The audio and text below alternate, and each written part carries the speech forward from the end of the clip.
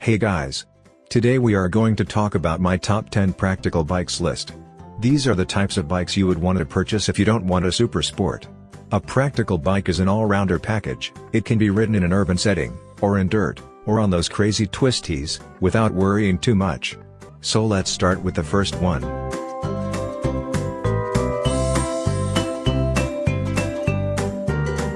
The whistling inline triple of the Street Triple is one of the finest sounding engines.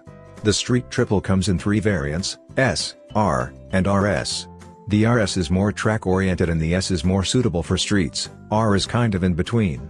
For you super sport lovers, aggressive riding position and higher rear sets help you cut through corners like butter.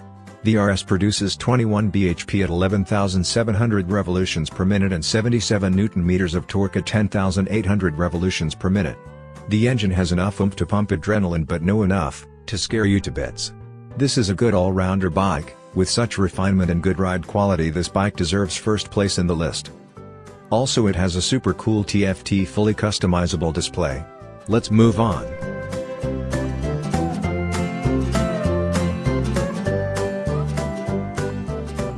Suzuki believes the VStrom has always been perceived as a road bike with some adventure styling.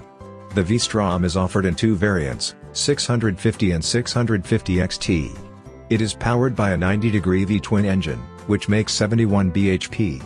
Most agree that the VStrom 650 has always been a solid, comfortable choice as an all-around motorcycle. Comfort stands out.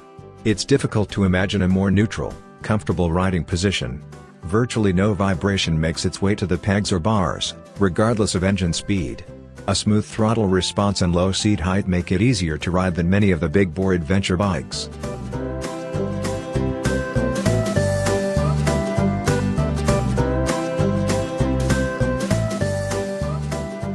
Scrambler 821 is Ducati's most selling bike. It stuns you with its striking looks. It is the best and most appropriate motorcycle for the way most people ride, assuming they want something with a pleasing style that is still fun to ride. What do most people do with a street motorcycle? They take recreational rides with friends on weekends. They get away to the beach or mountains for a break. They ride to work or to school. They use it for getting around and running errands. They want the bike to be fun to ride, and want to feel some sort of emotional connection to it while doing all that. And this a bike that does all of it with great style. Powered by Ducati's L-twin engine, which produces 73.9 bhp at 8,250 revolutions per minute, the Scrambler has got that mid-range power band for easy riding.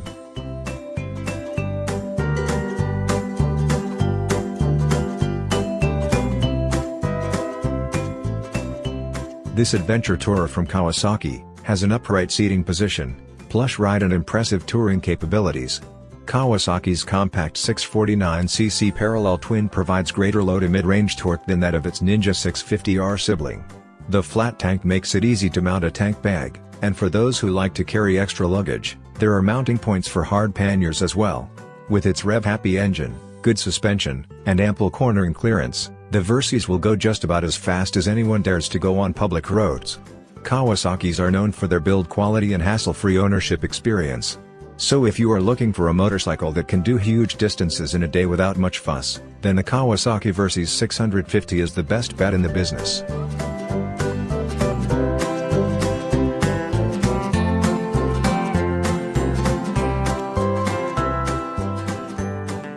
The big 1255cc inline-4 engine of the Suzuki Bandit pumps out tons of low-end torque literally off idle. The Bandit's throttle response is butter smooth, and there are no hiccups or hesitation to ruin the linear power delivery.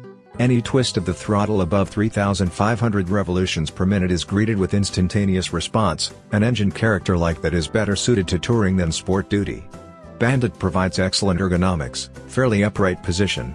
The windscreen takes care of wind blasts and turbulence on highways. It was meant to do it all, and it does a great job at that.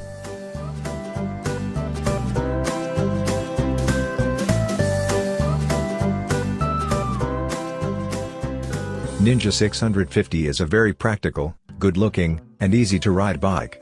Its V-twin engine produces 67.2 bhp at 8,000 revolutions per minute. It's enough power to get you going on the streets and highway. It makes a very good commuter bike. The Ninja 650's new ergonomics package includes a lower seat and bars that are positioned slightly more forward, which puts you in a more comfortable riding position. The steering is light, and that the bike feels easy to steer into a corner. Fueling at low RPM is conspicuously good, so are the Ninja's slow speed manners.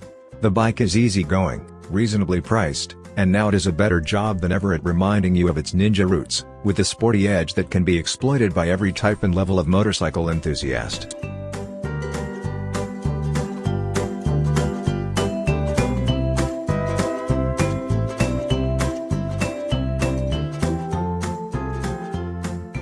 The bike is a brilliant cross-country tourer. The seats are supremely comfortable, the windscreen is dull enough to protect the rider from wind blast, and with the rear suspension cranked up to compensate for the weight of the pillion and luggage, the bike is supremely stable.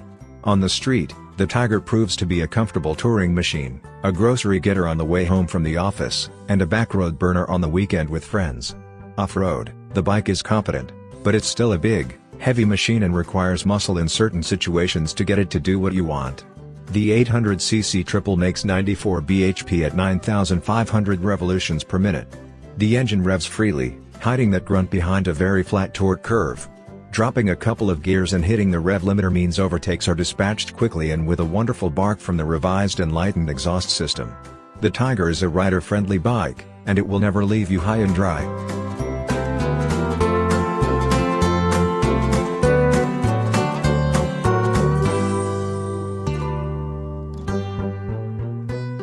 The CBR 650F looks impressive, with a mature, sporty air. Its smooth inline four-cylinder engine produces 85.4 bhp at 11,000 revolutions per minute. The presence of the four-cylinder at low revs transforms into a more urgent muted roar closer to redline. It's got a fairing, quality, good equipment, strong performance and reasonably nice handling at low speeds. Power arrives in an utterly linear, it's a very Honda thing to do and you will often find yourself far north of your inner safe speed without realizing it as you get used to the CBR 650F. If you're looking for capable but mild-mannered, friendly motorcycle that does many things really well, especially around the city and on short highway rides, the Honda CBR 650F is for you.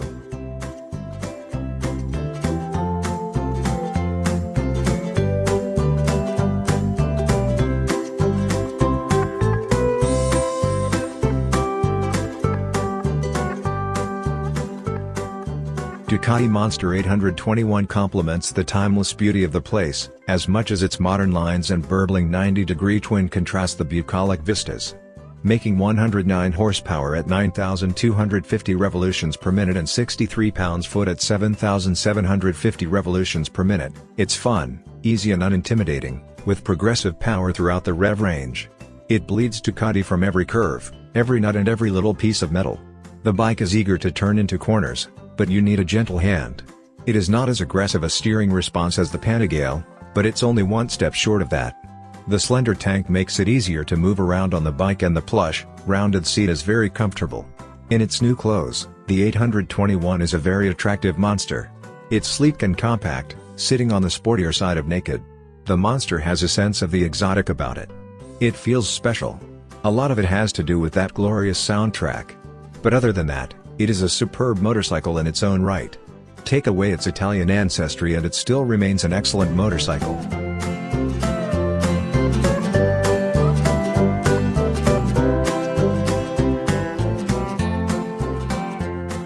This legendary bike has been there since ages, with years of research and development. This bike is at the peak of its refinement. It is reliable, comfortable, and stable. The electronic suspension feels like it knows how to handle everything the road throws at it. The 1170cc part-cooled flat twin makes 123 bhp and puts out 125 Nm of peak torque. It feels like the G's is tireless, and there is no limit to its power. There are faster bikes, there are better off-road bikes. There are more comfortable pillion carriers and there are more precise handling bikes, but when it comes to a motorcycle that can do it all with a high level of competency, there are few, if any, that can match the G's.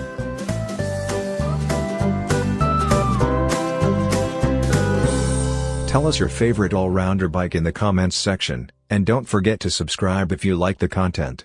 See you guys in the next video.